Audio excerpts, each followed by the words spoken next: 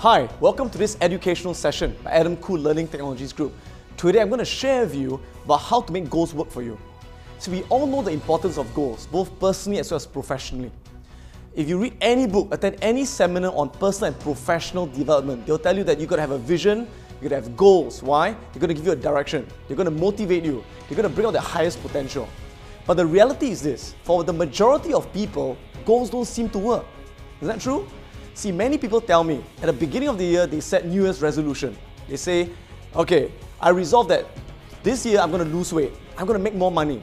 And guess what? 1 year later, they review their goals and they find nothing has been done. The same thing happens at a corporate level, where the CEO has a vision. The directors and managers set goals for their staff. But along the way, they get sidetracked, they lose focus on those goals. And they kind of like get distracted by the many competing priorities. And again, at the end of the year, nothing happens. So for the top organizations, for the successful individuals, how do they stay focused on their goals? How do they make sure they continually move forward every single day? Now, there are 3 keys to making this happen. Key number 1 is if you want to achieve your goals, you can't focus on it once a year. You've got to focus on it every single day. Review it every day. Why? Because unless you focus on your goals every day, you will not take the daily actions required to move towards that goal and achieve that. Let me give you a metaphor. I'm sure many of you here have taken a plane ride before. And I always like to joke that being a pilot is one of the most easiest jobs in the world. Because out of a 24-hour flight, the pilot flies, or rather works, for about 2 to 3 hours. Takeoff and landing. Throughout the entire 20-hour journey, it's on autopilot. And this is how it works. Let's imagine you are now in Singapore. And you're going to take a flight all the way to Hawaii. Right? So you get on the plane. Now what happens is the moment the plane takes off, the pilot sets it on autopilot. And you punch in the coordinates of the destination. And the plane will lock on to that destination. Alright? So the plane's computer will plot what we call a flight path all the way to Hawaii. Alright? We call it a flight route, if you will. Yeah? And the plane will start flying there. Now the question is this, does the plane fly directly on its route? No, it doesn't. Why? Because as the plane flies towards its destination, there are going to be winds, there's going to be turbulence, there's going to be changes in weather. And what happens is these winds blow the plane off course. Right? Now here's the thing, does the plane get blown off course? Guaranteed all of the time. But does the plane eventually reach the destination? Yes, it does. Why?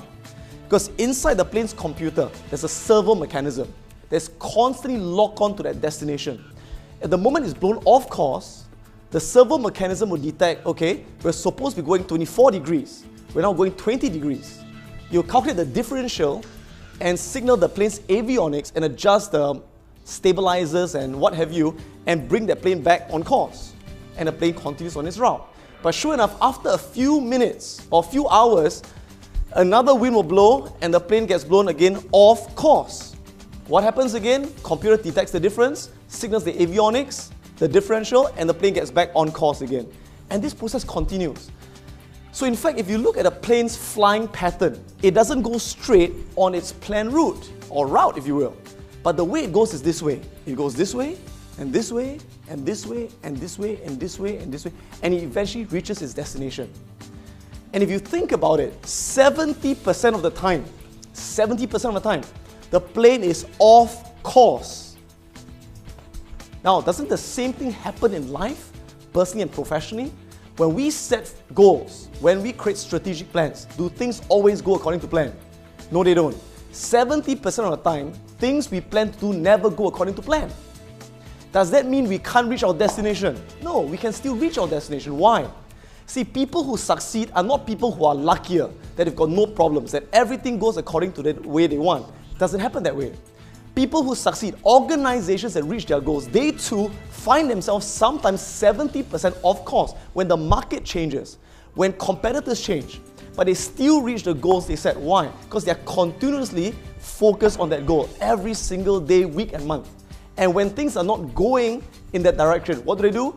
They immediately change their strategy and get back on course again. Now, think about the company that sets a goal at the beginning of the year, gets all excited about it. But you know what? They reviewed 1 year later. What happens? It's like that aeroplane locking onto that target one time, sets it on autopilot, right? But as it's flying on autopilot, it loses that lock on. So what happens? The wind blows, the company gets distracted by competing priorities, by the changing environment, and the plane goes off course, right? And what happens? Only 1 year later do they detect the difference. And by that time, they would have reached a different country, call it Africa if you will. And by that time, there's no way they can get back on track. So what's the lesson here?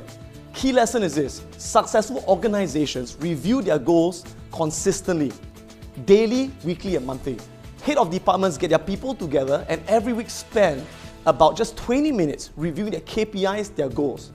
And at the end of the week, they ask themselves this question: have we moved closer in that direction? How much have we achieved? And if we have not, we have the flexibility to readjust our strategy to get back on track. That's key number one. Key number two to staying focused on your goal, to achieving your goal is to make it a commitment and not an interest. See, when I ask people, how many of you are interested to achieve your goals, personally or professionally? You know, everyone would raise their hand. And I say, I agree with you, right? Everyone is interested in achieving their goals. But when I ask the second question, how many of you are committed to achieving your goals? People start to look around and just a few hands go up with hesitation. So, there's a difference between being interested and being committed. And if you look at any industry, I would say 90% of people are interested to become the best in their field. But only 10% are committed to become market leaders, to be the best in their field. Is there a difference? You bet. See, when you're interested in a goal, will you take action? Yes, you will. You will take action only if it's convenient, only if it's easy, only if it's within the confines of your comfort zone, right? But the moment things get tough, the moment setbacks happen, the moment challenges come up, these people will stop and will start to give themselves a lot of excuses. They have got a doubt that stops them from continuing to take action. They'll say, you know, I don't have the time, I don't have the money, I don't have the resources, I don't have the support I want. And guess what? They'll never get what they want. But when something is a commitment, what happens? You will take action even if it's inconvenient. And the key word is, when something is a commitment, it's not a wish, it's not a hope. It becomes what we call an absolute must. When achieving that target is a must, when being that market leader is a must. And when something is a must, you operate from a very different frame of mind. What happens is you're willing to do whatever it takes to get the result. If you have to spend 10 more hours a week, you spend 10 more hours a week. If you have to completely change the culture of the organization, you will change the culture of the organization. If you've got to completely slay the sacred cows and rechange your strategy, you will do it. Within legal, ethical, and moral means, of course. But when you're willing to do whatever it takes to get the result, you will get that result. The third key is this. The third key is to get momentum. See, very often in life, when we set goals, it's always hard to get started, especially if it's something new. We all have what we call inertia. But you find that the moment you're able to get yourself to break out the inertia and to take those first few steps, what happens? You create momentum. It becomes a part of your daily routine. And once that happens, the motivation feeds on itself. And you start to keep moving until you reach that destination. The key is, how do we get that inertia into momentum? How do we create momentum? And the answer is this. One thing which I found is, every time you set a goal, even if the goal is to be achieved 1 year from now or 2 years from now, you gotta take action right now. You gotta take at least 3 action steps immediately in the next 36 hours to make it happen for yourself. Let me give you an example. For example, if you say to yourself, you know, I always wanted to start a company, a business, but you know what, I don't have the resources now, I don't have the money now, I don't have a business plan now. So I'm gonna give myself 1 to 2 years. Even if it's a 1 to 2 year goal, you gotta take some action right now, within 36 hours. So what could be done? Well, many things. Number one, could you go to the Registry of Companies, ACRA, and register a company right now in the next 24 hours, 36 hours? Right, I put down like a couple $100. Because the moment you put down some money, you make a commitment, your brain knows it's real. And you start to move in that direction. What else can you do in 36 hours? You could write a business plan, right? The third thing you could do is, you could do, for example, let's say a customer market survey and start getting the results. You could go to the bookshop, buy 4 books on business planning, do something that will start to get you moving. The same thing happens in a corporate environment. As a leader, as a head of department, the moment you set goals for your staff, a vision, get everyone to take action within 36 hours and submit that plan to you. And once they start doing it, things start to get moving and it gets real. So these are the 3 keys to staying focused on your goal and moving forward till you achieve your goal. And I know you found this learning session really useful. And if you have, get more empowering ideas by going to www.akltg.com. And we'll see you there. Thank you.